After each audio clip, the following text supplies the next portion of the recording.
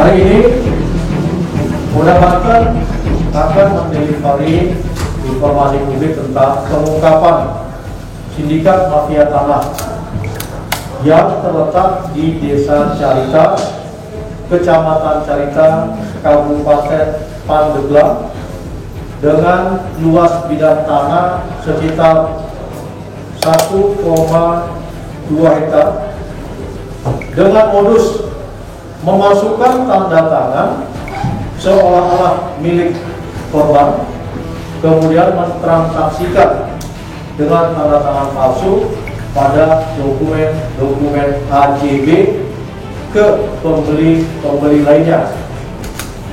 Dalam konteks ini, peristiwa penjualan bidang tanah secara ilegal diketahui dalam kurun waktu antara tahun 2012 hingga tahun 2021. Fakta hukum mengatakan bahwa tersangka ini pun masih melakukan transaksi hingga tahun 2021. Luas tanah 1,2 hektar telah ditransaksikan selama 10 tahun karena pemilik yang sah atas nama Ari Indiastuti meninggalkan lokasi di Desa Carita sejak tahun 1999 untuk kemudian memilih bertempat tinggal tetap di Solo, Jawa Tengah. Pada awal 2022, Ari Indiastuti kemudian kembali ke Carita, menemukan bahwa pada lokasi tanah miliknya telah berdiri banyak bangunan baru yang tidak diketahui olehnya siapa pemilik tanah tersebut. Padahal sebelum yang bersangkutan pindah dari Desa Carita, beliau memberikan kuasa kepada adik iparnya yang juga salah satu tersangka untuk merawat, menguasai, dan mengamankan kepemilikan atas lahan tersebut. Tetapi dengan motif mencari keuntungan ekonomis, tersangka SHJ 63 tahun yang juga adalah adik ipar dari korban malah ikut menjadi bagian sindikasi mafia tanah, menjual tanah milik kakaknya sendiri secara ilegal. Keuntungan yang diperoleh dari peristiwa ini dinilai sekitar 1,1 miliar. Dan dalam konteks dana 1,1 miliar, dua tersangka ini berbagi. SHJ adik ipar mendapat sekitar 200 juta rupiah, dan saudara US 65 tahun yang juga saat ini adalah kepala desa setempat, dulu bukan kepala desa, kemudian menjadi kepala desa, sisa dari 1,1 miliar.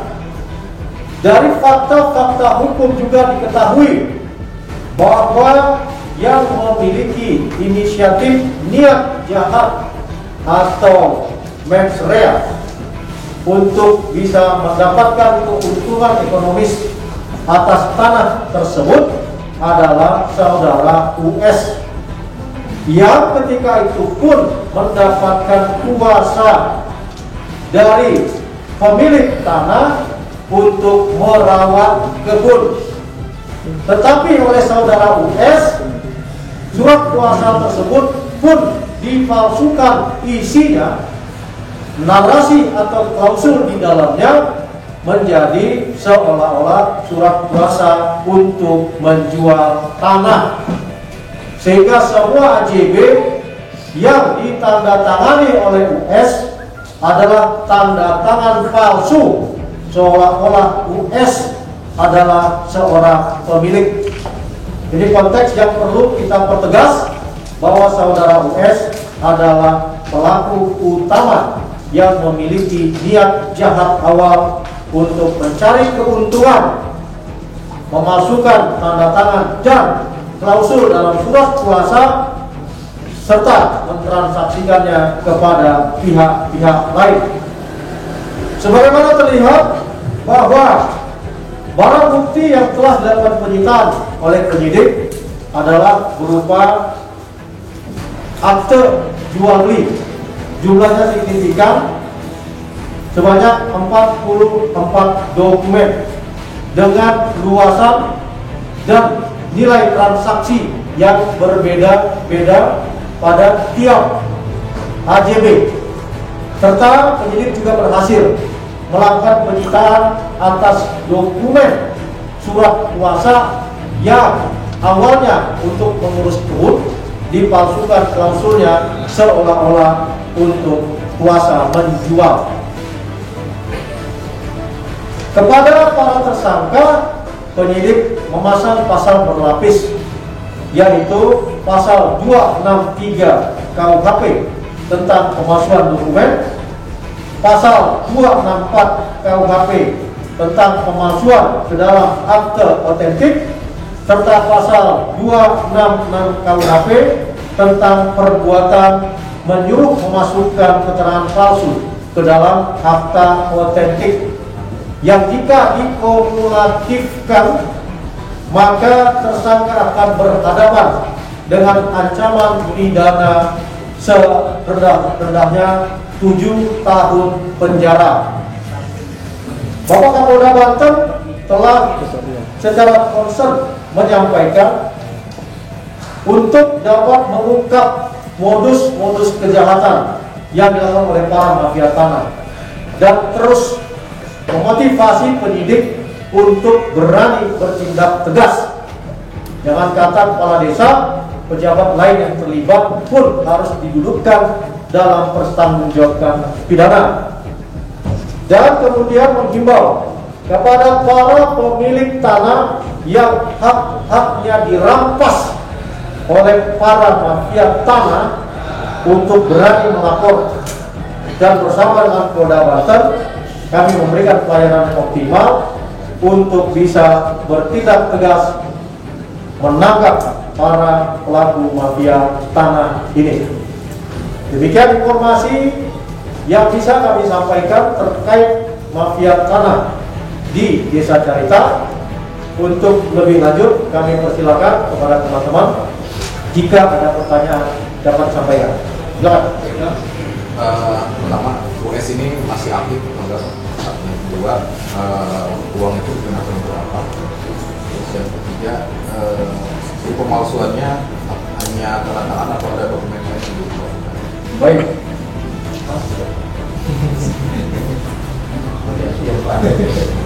Baik. Untuk saudara IS ini pada saat awal melakukan itu belum menjadi kepala desa. Namun setelah itu dia saat ini masih menjabat sebagai kepala desa Carita. Jadi saat ini masih menjabat. Kemudian untuk keuntungan yang atau uang yang diperoleh itu digunakan untuk kepentingan pribadinya. Ya mungkin juga termasuk untuk model mencalonkan sebagai kades juga, ya. Jadi dari hasil penyelidikan dan penyidikan itu lebih banyak digunakan untuk kepentingan pribadi.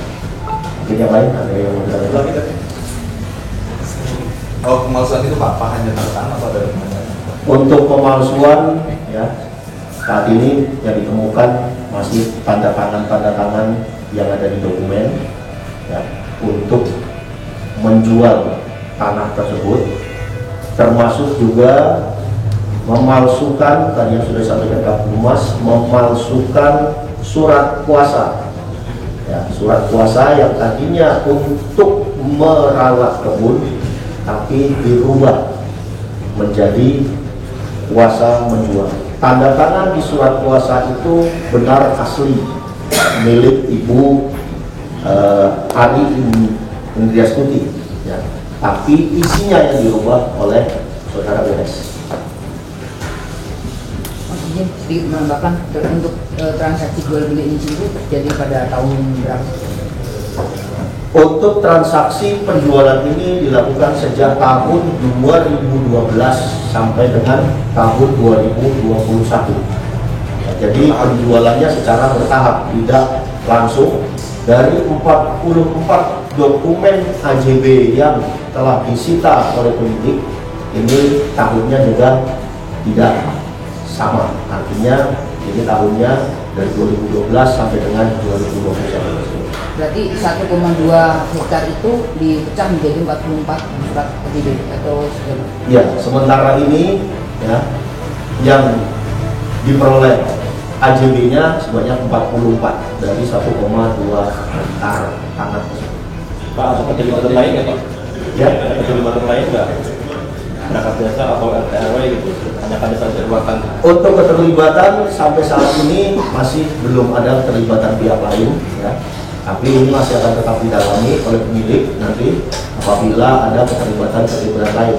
Karena sebagaimana tadi disebutkan, surat kuasa untuk merawat kebun itu diberikan oleh Ibu Hari Indrastuti kepada saudara US. Ya. Kemudian langkah selanjutnya nih, tanah yang sekarang sudah berdiri bangunan bakalan disita atau seperti apa untuk proses hukum lebih lanjut? Tentunya akan dilakukan penyitaan ya, terhadap bangunan-bangunan yang sudah berdiri di atas tanah tersebut ya. Nantinya juga ini akan menunggu keputusan dari pengadilan. Ruko, rumah atau perkantoran atau seperti apa? Untuk dalam bentuk rumah ya, rumah-rumah warga, rumah tinggal warga.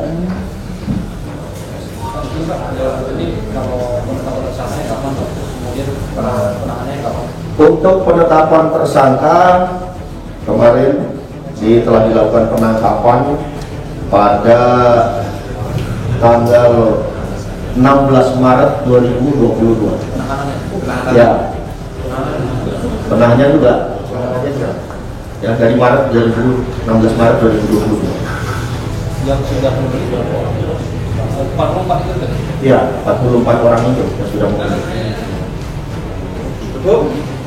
Baik, jadi dari keterangan pelaku ya,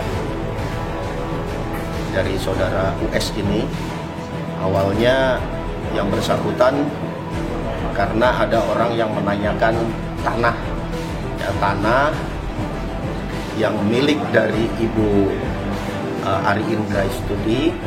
Kemudian yang bersangkutan menyampaikan kepada adik ipar Ibu Ari, di mana adik ipar Ibu Ari ini yang mendapatkan kuasa untuk sebenarnya merawat kebun ya, tapi kemudian dipalsukan menjadi untuk menjual. Ini awal ceritanya seperti itu. Kalau yang memasukkan surat kuasa merawat kebun ke surat kuasa menjual itu dari kepala desa atau adik iparnya? Dari adik iparnya ya yang memasukkannya. Oh, kepala desa ya, kepala desanya yang memasukkan surat kuasa dari merawat menjadi menjual. Kemudian luas tanah berapa dan hari jual dengan total kerugian berapa?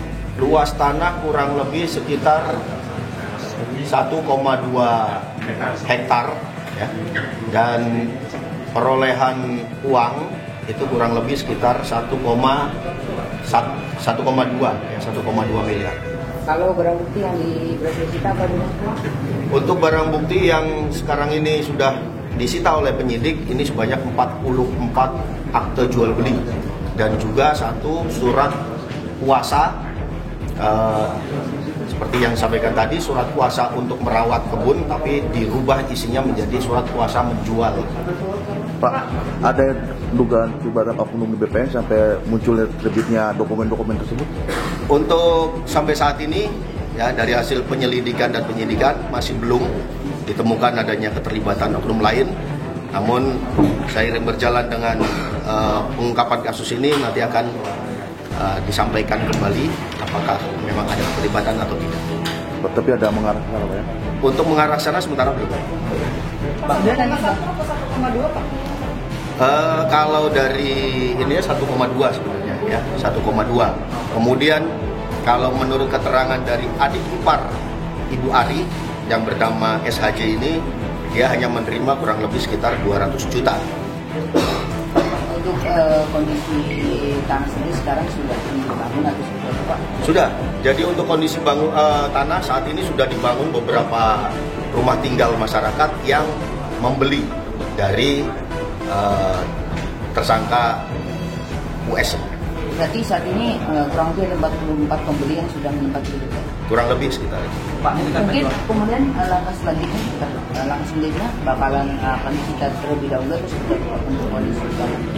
Untuk saat ini tentunya dari pihak kami, dari pihak kepolisian akan membuat status quo dulu ya, karena nanti sambil berjalan apabila sudah ada keputusan dari pengadilan untuk tindak pidana ini, maka nantinya kalau sudah ada keputusan itu akan dilakukan penyitaan juga terhadap bangunan-bangunan tersebut. Berarti terancam terusir seperti itu ya?